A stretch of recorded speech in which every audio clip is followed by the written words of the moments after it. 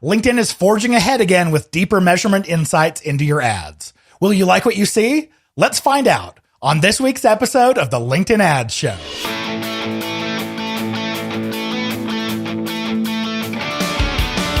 Welcome to the LinkedIn Ads Show. Here's your host, AJ Wilcox. Hey there, LinkedIn Ads fanatics. As he said, I'm AJ Wilcox. I'm the host of the weekly podcast, the LinkedIn Ads Show. I'm thrilled to welcome you to the show for advanced B2B marketers in their evolution of mastering LinkedIn ads and achieving true pro status. As long as LinkedIn ads have existed, it's had a perception problem. LinkedIn ads has always been one of the most expensive ad platforms out there. LinkedIn definitely recognized this, and internally, they knew that their business targeting blows every other channel out of the water when it comes to quality. But it had to wait for advertisers to come around. This has caused very slow growth for the LinkedIn ads platform. For years, B2B marketers who should have been investing in LinkedIn heard things like, LinkedIn ads are too expensive, and they don't work, and they have very limited features and are behind all the other platforms. So they continued to hunt for all of their traffic elsewhere. At some point, though, since LinkedIn really is the only game in town when you need tight granularity of targeting, marketers would end up giving it another shot and bringing some test budgets to LinkedIn. As marketers have gotten more sophisticated at measuring their traffic and they have better tools at their fingertips, they see the performance from their LinkedIn ads traffic and they realize that there's value there and they start to bring more investment. Obviously, I don't know the specifics, but I can tell you that over the last 14 years that I've been watching LinkedIn ads, I've watched this organic growth happen very slowly, but moving in the right direction. Then in the last 3 years, I've seen what appears to be exponential attention and adoption from B2B marketers to the LinkedIn ads platform. I've given this feedback to anyone at LinkedIn who would listen to me that growth is not going to come from competing on price, but by capitalizing on what LinkedIn ads does best in the world, and that is targeting and traffic quality. And the traffic quality is exceptionally difficult to quantify. So LinkedIn should be making huge investments into measurement and attribution tools. Essentially, LinkedIn's job has been to prove to advertisers that the traffic is valuable and they should stop worrying so much about the price. I'm happy to report that LinkedIn has come around on this line of thinking and has been releasing some big advancements in measurement. On today's episode, we're diving into the new Measurement Insights tool that's being rolled out right now. You might even have access to it as we speak. We'll talk about what the tool can teach you about your campaigns and how to use it. It's exciting stuff. The LinkedIn Ads Show is proudly brought to you by B2Linked.com, the LinkedIn ads experts. That's right. B2Linked is the ad agency 100% dedicated to LinkedIn ads. And we have been since 2014. You know, back before it was cool. We build a custom strategy for every account we work with. You get to work directly with me and my local team. And you won't get any sort of cookie cutter approach or standard account templates from us. Plus, with the strategies that we've developed and our mastery of the platform, we always save our clients more than we charge. So it's kind of like getting the best in the biz for free. If you'd like to explore partnering with us for your LinkedIn ads, schedule your free discovery call with me today at b2linked.com/discovery. All right. Do you have a question, a review, or feedback for the show? You can either message me on LinkedIn because my DMs are free and open, or you can email us at podcast@b2linked.com. If you attach a link to a voice recording from you, I can include you right here on the show and play it for everyone. And as always, I'm happy to keep you anonymous or share your details as well. Hit me up because I want to feature you. All right, without further ado, let's hit it. I've mentioned one of my favorite ever LinkedIn reps, Paula Merrick, on the show before, and I had some questions about the new Measurement Insights tool, and she hooked me up with so many insights about it. So Paula, a huge thank you for hooking me up. So starting on October 28th, LinkedIn started to roll out this new tool. I would estimate that about half of the accounts that we have access to it right now. So it's probably on like a 2 to 2.5 month rollout period. If you go log into your campaign manager, you can tell that whether you have it or not if you look in your left-hand navigation. If it no longer says analyze and now it says measurement instead, you'll know that you have access. Underneath measurement, you can click insights. LinkedIn calls it the Insights Hub, and it says it will provide users with actionable member, company, campaign, and ad level insights to improve overall business impact. When you very first enter your measurement insights, you'll see that you have a time range. It's defaulted to the last 90 days, but you can change that and customize it however you'd like. You'll also see a chart, and above the chart, you have 3 buckets that you can customize everything on the report from. One bucket is awareness, the next is consideration, the third is conversion. There is a 4th bucket called revenue, but we'll get to that one next. So you'll notice that these buckets, they correlate to stages in the objectives in Campaign Manager. And this is for good reason. LinkedIn's going to attempt to show you your campaign performance by stage of the funnel. But since LinkedIn doesn't actually know which campaigns are assigned to each funnel stage, it decided to bucket them by objective. I guess this is the best they do, but for me, the assumption won't ever work. For instance, the only objective under awareness that it calculates is brand awareness. And as many of you may know, I won't touch what I call the most expensive objective, brand awareness, with a 10-foot pole, unless I'm running CTV, because that's the only option. So LinkedIn is never going to show me any performance at the awareness stage, despite the fact that I have lots of cold stage awareness campaigns running. In fact, I have more cold stage campaigns running than any other stage of the funnel. That's why funnels look the way they do, where they're bigger on top. So what I recommend is using whichever objective gets you the same or better attention for the price. And for me, sometimes that means like using website visits objective to cold audiences or using brand awareness objective on like bottom of funnel. But this is the way that LinkedIn rolled it out. I get it. I'll digress. So that's the awareness bucket. I've come to understand that I'm just never going to have anything in that bucket, and that's okay. The next stage over, though, is consideration stage. And this includes any campaigns that are using the engagement, video views, or website visits objectives. Then you have your conversion stage. This includes all of your campaigns that are in lead generation, talent leads, website conversions, and job applicants. Now, the 4th bucket that's called revenue, this is really smart. It pulls in data from your CRM to show the impact of your LinkedIn ads on your actual revenue or your actual sales process. So now right underneath these funnel stages, you'll see a chart. It's called performance, and I think it is the most helpful chart that we've ever gotten from LinkedIn. It plots your ad performance as a line chart over whatever time range you've set, and it allows you to layer up to 3 metrics on top of each other. It's basically what the campaign manager's performance chart wants to be when it grows up. It's a bit limited in what it can display and how it can display it. You can chart impressions, reach, dwell time, click-through rate, chargeable clicks, website visits, video views, cost per click, number of leads, cost per lead, qualified leads, and cost per qualified lead. And for any of those metrics, you can compare them side by side. And the 3rd metric, you can always overlay spend on top. But here's the kicker. As helpful as this chart is, you can't drill in deeper. It's all data based on the whole account. It would be amazing if I could drill into specific campaigns or ads with this. But we're kind of stuck with an overview, so I'll get used to that. The next chart says companies funnel analysis. This is where you can see the number of companies that are located in each of your specific marketing stages over the past 180 days. So what it does is it takes the total number of companies that are part of your account's targeting, and it calculates the number in each funnel stage.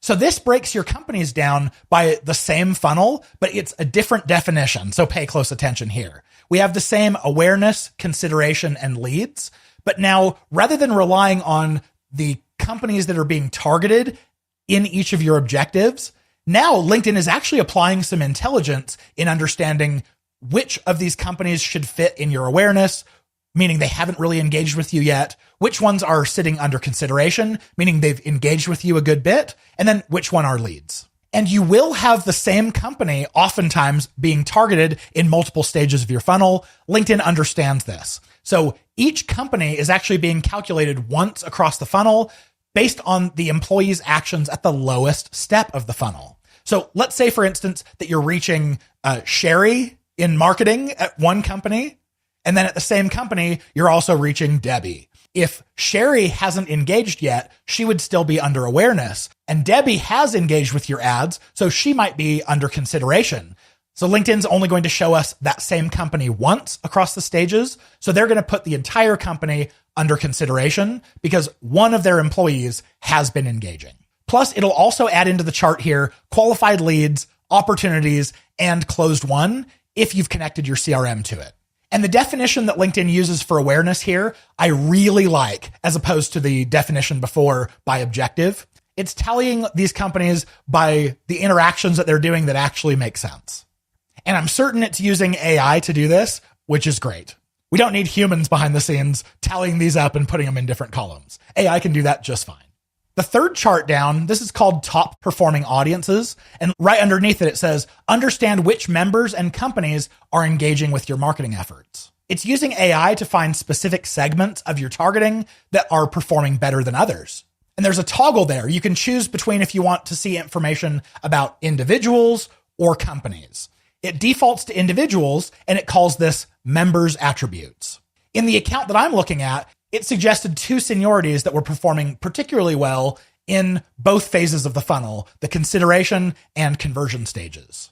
So that's with seniorities toggled. And then there are two other options. You can also flip over to job functions and locations as well. So it'll show you the best performing job functions as well as the best performing locations. If you flip that toggle from members attributes down to companies attributes, then it's going to start showing you the company's names that are performing best at each stage of the funnel. This is only picking a single company name, so I don't find it all that helpful, but it is cool, I think, to see one company that's particularly doing well. It's probably going to make you say, hey, I should probably pass this company name over to my sales team so they are giving them extra special attention or whatever. The other two toggles you have here are company size and industry. So you can, again, at each stage of the funnel that you have data for, it'll tell you the top performer in each of those segments. What's interesting to me is you can drill down on a suggestion. So it's telling me that under consideration, the director seniority is doing best. And if I click on that, there's a little explore as I hover over it. It then reloads the report and filters the entire report that I'm looking at by funnel stage. And so if I click the one that was in the consideration stage, the entire report gets filtered for the consideration stage of the funnel, which is interesting. I clicked on director because I want to see more about directors, and it didn't. It just showed me the entire report just for this stage of the funnel. Kind of odd. This is the same behavior that if you go to the very top and you click on one of those funnel stages, that's what it's doing, is it's redoing the whole report, recalculating based off of which funnel stage you want to look at. So again, you can't drill down to specific campaigns or ads, but you can drill down to the grouping of objectives. Not super helpful to me, but I'd suggest play around with it. See if you find a report or anything that brings you some actionable value. The next chart is called top performing ads. It says these ads received the highest key results at each campaign objective. It shows the top performing ad in each stage of the funnel with some simple metrics. There's number of key results, there's cost per key result, cost per click, and click-through rate. One thing that's really important to understand here is understanding LinkedIn's definition of what they call top performing. LinkedIn's definition of top performing is anything that drove the highest number of whatever your objective is. So in the lead gen objective, if there's one ad that drove 15 leads and another one that drove 10 leads, it doesn't matter if the one that drove 10 leads was at a much lower cost per lead and was much more efficient. LinkedIn's only going to show you the one that drove the highest number of leads. This goes a little bit counter to what I teach, which is try to find what is going to generate the most efficiency to get the highest number of leads, highest number of conversions out of your budget. But that's okay. As long as you understand what LinkedIn's definition is here, you'll know how to interpret the data. And then the last section here says top performing campaigns. There's a little note that says these campaigns receive the highest key result at each campaign objective. And again, because I don't have anything in the brand awareness objective for this account, I'm only seeing consideration and conversion, but it's going to show me the top campaign for each of those with some simple metrics. So I see number of key results, costs per key result, cost per click, click-through rate, and depending on the time range you choose, sometimes you'll get an extra column there called daily delivery. It looks like this is actually what I would consider average daily spend, but watch out, because if your ad didn't run for the whole time period that you're analyzing, the daily average is going to be off, since LinkedIn is actually dividing the total spend over the number of days in your time frame. It's not dividing it by the number of days that the campaign actually ran. That's something I wish LinkedIn would adjust. And this also has the same issue with LinkedIn's definition of top performing being different than mine. But I do hope that because this is AI driven, that the AI is going to be smart enough to say, yeah, the campaign that drove the highest number of leads or the most clicks is probably not super important compared to another campaign that is a lot more efficient and seems to be ramping up over time. So this report is cool, but the thing that I geeked out the most on this is how is LinkedIn actually calculating all this? Because there's a lot going on behind the scenes. What's happening here is really cool from a data perspective. During this 180-day look-back window, the Measurement Insights tool is collecting the last 50 touch points, that's impressions and clicks, of your campaigns, of your advertiser campaigns, with each member of your target audience. And then it's determining the allocation of all of those touch points across the funnel. It's starting this with looking at just the interactions within the LinkedIn ecosystem for all of these touch points, especially those that signal a higher likelihood of conversion. The model is considering all campaigns run by an advertiser, and it's learning patterns using the data across advertisers. It also takes those 50 last touches for each member, and it allocates the credit for conversions across all of those interactions.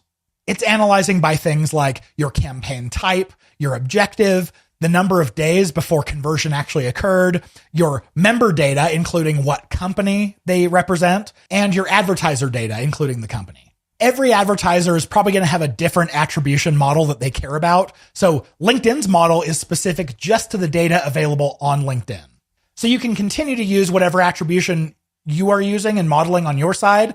This is just going to show you how LinkedIn sees it, and those are good to compare. I found the report really interesting to look at, but I honestly haven't found it to be exceptionally actionable, but I expect that this is just the beginning. LinkedIn's going to keep improving this and providing a ton more insights. This is just the beginning. All of this to say, go check it out, see if you have the reports, play with it, and give feedback to your LinkedIn ad reps on what you'd like to see improved and how it can better benefit you. And please reach out to me. Let me know if you love it or don't love it and how you're using it. Now, if you want to become a LinkedIn Ads top 1%er, I'm going to tell you exactly what you need to do. Go join the LinkedIn Ads Fanatics community. When you do that, you'll get access, obviously, to the whole community of the top LinkedIn advertisers who are all sharing what's working for them and what they're testing. But you're also going to get access to all 4 of our courses that are designed to take you from absolute beginner to total LinkedIn Ads Pro. There's even an upgrade there to get on weekly group calls with me so you can get direct feedback and ask any question you want. To go check that out, go to fanatics.b2linked.com. Now, if this is your first time listening, welcome. We're excited to have you here. Make sure to subscribe so you get to hear us every week. But if you are a loyal listener, I appreciate it when you tell your friends and other LinkedIn Ads fanatics about the show. The very best compliment that you can pay us is to go and review the podcast on Apple Podcasts. You can rate us from 1 to 5 stars. I would sure hope that the content is worthy of 5 stars, but obviously be honest there. And I would love to shout your review out. With any questions, suggestions, or corrections for us here on the episode, reach out to us at podcast@b2linked.com. With that being said, we'll see you back here next week. And as always, I'm cheering you on in all of your LinkedIn Ads initiatives.